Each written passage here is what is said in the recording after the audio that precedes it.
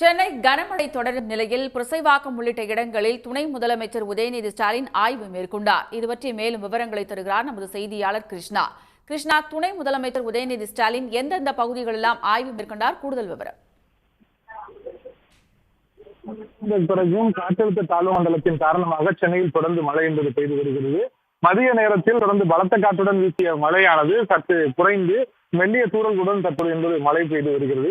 இந்த நேரத்தில் மழை நீண்ட நேரத்தில் மாநகராட்சி அதிகாரிகள் துரிதமாக எந்தெந்த இடங்களெல்லாம் தண்ணீர் தேங்கி இருக்கிறதோ உடனடியாக அகற்றும் பணி என்பதை மேற்கொண்டு வருகிறார்கள்.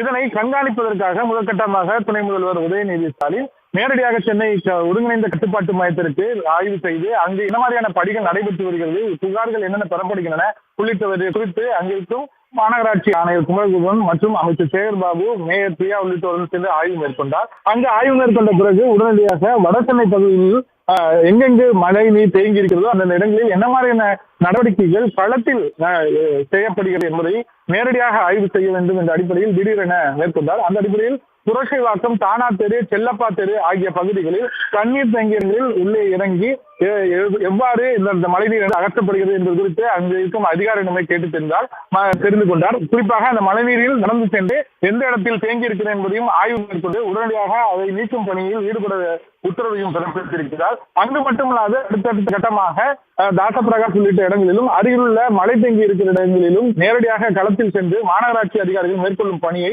தொடர்ந்து ஆய்வு மேற்கொண்டு வருகிறார். விரிவான தகவல்களுக்கு நன்றி கிருஷ்ணா. உடனுக்குடன் செய்திகளை தெரிந்து கொள்ள சன் நியூஸ் பெல் ஐகானை கிளிக் பண்ணுங்க.